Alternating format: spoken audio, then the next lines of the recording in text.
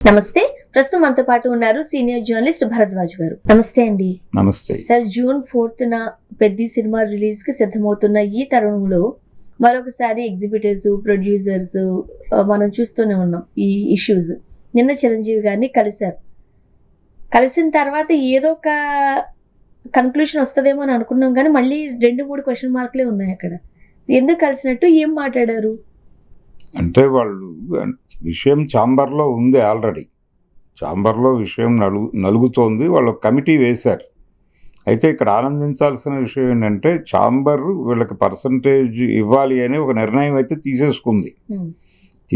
ఆ పర్సంటేజ్ ఎలా ఇవ్వాలి, ఏ సెంటర్లో ఎంత ఇవ్వాలి, బి సెంటర్లో ఎంత ఇవ్వాలి, సి సెంటర్లలో ఇవ్వాలి, ఏ విధానాన్ని అనుసరించాలి అనే దానికి సంబంధించినటువంటి ఒక కంక్లూజన్కి రావడానికి ఒక కమిటీని వేశారు. ఒక విధానాన్ని రూపకల్పన చేయటం కోసం ఒక కమిటీని వేశారు 15 మంది సభ్యులతో. ఇప్పుడు చిరంజీవి గారి ఇంటి దగ్గర గనక సెటిల్మెంట్ జరిగితే దీన్ని వైలేట్ చేసినట్టు అవుతుంది. అందుకని ఆయన మౌనంగా కొన్ని అంటే వాళ్ళ బాధలు విన్నారు, ఆయన అర్థం చేసుకున్నారు. ఆ మేరకు వాళ్ళకి పెద్ద ప్రొడ్యూసర్ నుంచి, అంటే పెద్ద ప్రొడ్యూసర్ చేతుల్లో కూడా లేదు ఇది. ఆల్రెడీ ఆ సినిమా థియేట్రికల్ రైట్స్ ఎవరైతే తీసుకున్నారో వాళ్ళ తాలూకా గొడవ. కాబట్టి వాళ్ళందరినీ సమన్వయపరిచి మీకు కొంత ప్రయోజనం చేకూరటం కోసం అవుట్ ఆఫ్ ది బాక్స్ నేను ఏదో హెల్ప్ చేస్తానని ఒక మేరకు హామీ అయితే ఇచ్చాడు ఆయన. కానీ అది వ్యక్తిగతం మాత్రమే, ఆ సినిమా వరకు మాత్రమే పరిమితం. మిగిలిన గొడవంతా ఛాంబర్తో జరగాల్సినటువంటి వ్యవహారం ఆ కమిటీ నివేదిక వచ్చిన తర్వాతే జరుగుతుంది. ఇది ఇప్పుడు చిరంజీవి గారితో వీళ్ళేదో అలా మాట్లాడుకున్నారు, సెటిల్మెంట్ జరిగింది అని అనుకుంటున్నారు, కానీ నిజానికి గతంలో కూడా ఈ గొడవ లేకుండా అలా కొన్ని ప్రయోజనాలు పొందిన సినిమాలు ఉన్నాయి. కొంతమంది నిర్మాతలు పిలిచి కొంచెం పెంచిద్దాంలే, మీరేం టెన్షన్ పడకండి అని లోపాయికారిగా మాట్లాడి నడిపించిన సందర్భాలు ఉన్నాయి పెద్ద సినిమాలకు సంబంధించాయి. అప్పట్లోనే అంటే లోపాయికారి ఒప్పందాలు అయితే జరిగి ఉన్నాయి. ఆ చరిత్ర ఉంది. మన ప్రెస్ మీట్లో అవి కూడా చెప్పేసుకున్నారు వాళ్ళు. కాబట్టి ఇప్పుడు చిరంజీవి గారు కూడా అదే చేశాడు. వాళ్ళకి ఏం పర్లేదు, నేను చూస్తాను, నేను మాట్లాడతాను. కాస్త మందలించినట్లుగా కూడా సమాచారం. అంటే మందలించటముగా బయటకు ఫోకస్ అయింది, కానీ మందలించటం కాదు అది. మీ గొడవలు నాకు అర్థమైనా నేను చూసుకుంటాను, మీరు టెన్షన్ పడకండి, తొందరపాటు నిర్ణయాలు వద్దు అన్నట్టుగా చెప్పారు ఆయన అనునయంగానే పంపాడు వాళ్ళు. అంటే ఎంబ్రాస్ చేయటమో ఇబ్బంది పెట్టడమో లేదు, వన్ సైడ్ తీసుకున్నాడు అనే ఇమేజ్ వెళ్లకుండా జాగ్రత్త పడ్డాడు. అలాగే ఛాంబర్లో కాకుండా చిరంజీవి గారి ఇల్లు కేంద్రంగా కొన్ని నిర్ణయాలు జరుగుతున్నాయని గతంలో ఓసారి బాలకృష్ణ గారు మాట్లాడాడు. ఏది వైఎస్ జగన్మోహన్ రెడ్డి అధికారంలో ఉండగా టికెట్ల రేట్ల పెంపు గురించి ప్రభుత్వంతో మాట్లాడటానికి జరిగినటువంటి సన్నాహక సమావేశాలన్నీ ఆయన ఇంటి కేంద్రంగా జరిగినాయి. ఆయనే కీలకంగా వ్యవహరించాడు ఆ సందర్భంగా. అప్పుడు ఈయన మాట్లాడాడు, అవి ఈ సమావేశాలు జరగవలసింది దానికి సంబంధించిన బాడీస్ ఉన్నాయి కదా, అక్కడ కదా జరగాల్సింది, ఎవరో ఒక ఇళ్లలో జరగటం ఏమిటి అన్నాడు. కాబట్టి ఇప్పుడు ఛాంబర్ వ్యవహారాన్ని తను మాట్లాడితే అది కూడా ఇష్యూ అవుతుంది అనే విషయం ఆయనకు తెలుసు, చిరంజీవి గారికి తెలుసు. కాబట్టి ఆ పరిమితుల్లో మాట్లాడాడు ఆయన. ఆ పరిధి దాటి వెళితే ఇబ్బంది, అనవసరమైన వివాదంలో ఇరుక్కున్నట్టు అవుతుంది. చిరంజీవి గారు ఖచ్చితంగా ఇలాంటి సందర్భాలకు సంబంధించి ముందు జాగ్రత్తలు తీసుకుంటూనే ఉంటారు. చాలా చాలా కాన్షియస్ గా ఉన్నాడు ఆయన, చాలా కాన్షియస్ గా ఉన్నాడు. ఎటువంటి వివాదానికి తావివ్వకూడదు, అలాగే సినిమాకి ఇబ్బంది కలగకూడదు. ఈ 2 టాస్కులు పెట్టుకుని వాళ్ళతో మాట్లాడవలసిన పద్ధతిలో మాట్లాడి వాళ్ళకి కలిగించాల్సిన ఆనందం కలిగించి పంపించాడు.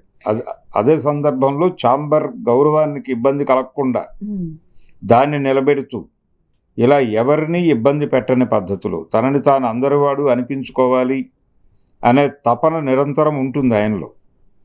అది ప్రొజెక్ట్ చేసుకోవటంలో భాగంగానే నిన్న అలా వ్యవహరించాడు ఆయన. అండ్ మరీ ముఖ్యంగా వేరే వాళ్ళ సినిమాలకి సంబంధించి అయితే వేరేలా ఉండేదేమో, ఇప్పుడు స్వయాన తన కుమారుడి సినిమానే పెద్ద సినిమా. నిజానికి చిరంజీవి గారి కోర్టులోకి బాలు విసిరింది ఎగ్జిబిటర్లు కాదు, అది విసిరినవాడు సితారా వంశీ గారు. ఆయన ఆ రోజు గిల్ట్ ఏర్పాటు చేసిన ప్రెస్ కాన్ఫరెన్స్లో మాట్లాడుతూ, మీరు వాంటెడ్గా చిరంజీవి గారి అబ్బాయి సినిమాని ఇబ్బంది పెట్టడం కోసం కదా ఈ మాటలన్నీ మాట్లాడుతున్నారు అనేసారు. అన్నాడు. అని మేము వెళ్ళి చిరంజీవి గారికి కంప్లైంట్ చేస్తే ఏమవుతుందో తెలుసా అని కూడా బెదిరించాడు. అంటే అల్లరి చేస్తే అమ్మకి చెప్తా అన్నట్టుగా మాట్లాడాడు ఆయన. ఆ పద్ధతిలో మీరు అల్లరి చేస్తున్నారు, వెళ్ళిపోయి చిరంజీవి గారితో చెప్తాను, తుక్కు తుక్కు కొట్టిస్తాను అన్నట్టుగా మాట్లాడాడు ఆయన. ఇది కొంత ఇబ్బంది పెట్టింది ఎగ్జిబిటర్లని. అందుకని ఎందుకు స్ట్రైట్గా వెళ్ళి ఆయనతోనే మాట్లాడదాం అంటే, తెలంగాణ ఎగ్జిబిటర్లు ప్రెస్ మీట్ పెట్టి ఆల్రెడీ చెప్పారు, పెద్ద సినిమాకి సంబంధించి మాకు కొంచెం వెసులుబాటు కల్పించాలి అని కోరారు వారు. అంటే ఈ ఛాంబరు కమిటీ నిర్ణయాలు వచ్చేదాకా వెయిట్ చేయొద్దు, ఇప్పుడు రిలీజ్ అవుతున్న పెద్ద సినిమా నుంచి మాకు ఏదైనా ప్రయోజనం ఉండేటట్టు చూడండి అని కోరారు. అది తప్పేం కాదు. ఎప్పుడైతే వాళ్ళు ప్రెస్ కాన్ఫరెన్స్ పెట్టారో ఇమీడియట్గా మార్కెట్లో వార్త ఎలా వెళ్ళిందంటే, పెద్ద సినిమాని వీళ్ళు అడ్డుకోబోతున్నారు, కాన్షియస్గా సీరియస్గా వ్యతిరేకించడం కోసం ఉన్నారు. అలాగే ఈ పెంచిన ధరలు ఒకవేళ ప్రభుత్వాల నుంచి మీరు జీవోలు పట్టుకొచ్చినా మేము పాటించమన్నారు. అది కూడా దొర్లింది ఆ ప్రెస్ కాన్ఫరెన్స్లో. కాబట్టి ఇది కూడా ఒక నెగిటివ్గా బయటకు వెళ్ళింది. ఈ నెగిటివ్గా బయటకు వెళ్ళిన ఇంపాక్ట్ చిరంజీవి గారి మీద ఎలా ఉంటుందో అనేటువంటి ఒక సెన్సిబిలిటీ వీళ్ళు ఫీల్ అయ్యారు. మరోపక్క ఆ సెన్సిటివిటీ ఫీల్ అయ్యి ఓసారి వెళ్ళి మాట్లాడితే పోతుంది కదా అనుకున్నారు. ఆయన కూడా మాట్లాడటానికి సిద్ధంగానే ఉన్నాడు. అంతవరకు బాగానే ఉంది సార్. నిన్న రాజమండ్రిలో జరిగిన సమావేశానికి సంబంధించి మాట్లాడిన తర్వాత కొంతమంది నిర్మాతలు పవన్ కళ్యాణ్ గారిని కలవడానికి కూడా అపాయింట్మెంట్ తీసుకున్నారు, ఆయన ఇచ్చారు, కలవబోతున్నారు అనేది కూడా వార్తే. అంటే అన్నగారిని కలిశారు కదా, మళ్ళీ ఏంటి తమ్ముడు గారిని? అంటే తెలంగాణకి సంబంధించిన ఎగ్జిబిటర్లతో ఈయన కలిశాడు, ఆంధ్ర ఎగ్జిబిటర్లతో ఆయన కలుస్తాడు.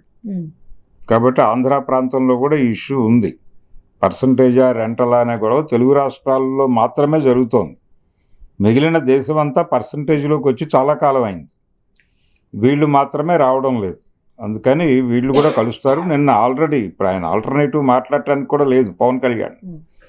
ఎందుకంటే నిన్న కొత్తగా ఏర్పడినటువంటి ఎఫ్డిసి ప్రమాణ స్వీకార కార్యక్రమానికి నందమూరి బాలకృష్ణ గారు హాజరయ్యి ఆయన ఎగ్జిబిటర్ల బాధలు నిజంగా పట్టించుకోవాల్సిన అంశాలే అని అనేసాడు. వాళ్ళు కష్టాల్లో ఉన్నమాట వాస్తవమే. అంటే ఆయన కళ్ళ ముందు వాళ్ళ కుటుంబానికి చెందినటువంటి థియేటర్లే పగలగొట్టేశారు. విజయవాడలో 2 థియేటర్లు, నందమూరి కుటుంబానికి చెందిన 2 థియేటర్లు పగలగొట్టి షాపింగ్ కాంప్లెక్స్ కడుతున్నారు. కాబట్టి ఆయన స్వయంగా తెలుసు కండిషన్ ఏమిటి అనేది. హైదరాబాద్లో వాళ్ళకి దాదాపు 4 థియేటర్లు ఉన్నాయి. అంటే రామకృష్ణ 70mm, 35mm, తారకరామ 3 వాళ్ళవే. కాబట్టి ఆ 2 థియేటర్లు వెళ్ళిపోయినాయి. తెనాలి థియేటర్ వెళ్ళిపోయింది. అంటే ఒకప్పుడు స్లాబ్ సిస్టమ్ పెట్టినప్పుడు ఎన్టీ రామారావు గారిని కలిశారు సినిమా ఇండస్ట్రీ పెద్దలు. కలిసి స్లాబ్ వలన చాలా ఇబ్బంది పడుతున్నారు ఎగ్జిబిటర్లు అన్నారు ఆయనతో.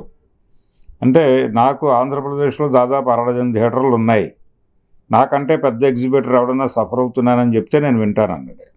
వీళ్ళు లేచి వచ్చేసారు బయటికి. అలా ఆ కుటుంబానికి సినిమా హాళ్ళు ఉన్నాయి, ఆ థియేటర్లే మూతపడుతున్నటువంటి పరిస్థితి. దీనివల్ల పెద్దకి ఏమైనా ఎఫెక్ట్ పడుతుందా అండి? ఏది? ఈ గొడవ వల్ల ఇష్యూస్ ఏమీ లేదు. వాళ్ళు రిలీజ్ చేయడానికి సుముఖంగానే ఉన్నారు, ఇబ్బంది పెట్టాలని అనుకోవడం లేదు చాలా క్లియర్గా. అయితే వాళ్ళు కొంత ఆర్థికంగా ప్రయోజనం పొందాలనుకుంటున్నారు ఈ సినిమా నుంచి. దానికి వెసులుబాటు కల్పించమని అడగటం కోసం తిరుగుతున్నారు. ఆ వెసులుబాటు కల్పించేస్తే అంటే వాళ్ళు ఏ సెంటర్లో ఎంత పర్సంటేజ్ పెట్టాలి, బి సెంటర్లో ఎంత పెట్టాలనేది ఒక రూపకల్పన చేస్తున్నారు. అప్పటిదాకా ఈ సినిమా రిలీజ్ ఆపరు కదా, ఇది రిలీజ్ అయిపోతుంది. కాబట్టి దీనికి ఏదో పద్ధతిలో చిన్న వెసులుబాటు కల్పించండి, కొంచెం డబ్బులు చేసుకుంటాం. పైగా మీరేం కోరుతున్నారు? థియేటర్లలో సౌండ్ సిస్టమ్ బాగుండాలి, అలాగే వాష్రూమ్ బాగుండాలి, అలాగే పిక్చర్ ప్రొజెక్షన్ బాగుండాలి, క్వాలిటీ ప్రొజెక్షన్ ఉండాలి. ఇవన్నీ కోరుతున్నారు కాబట్టి అవన్నీ చేయటానికి మాకు డబ్బులు కావాలి. అయితే చిరంజీవి గారిని నిన్న ఇబ్బంది పెట్టిన అంశం ఏంటంటే, ఇవేవి లేకుండా పెద్ద సినిమా రిలీజ్ అవుతుందా అనేది కొంచెం సఫర్ అయ్యాడు ఆయన. ఆయనలో ఉన్న కనిపించిన అసహనానికి కారణం అది. చూద్దాం సార్ ఏం జరగబోతుంది. Thank you so much.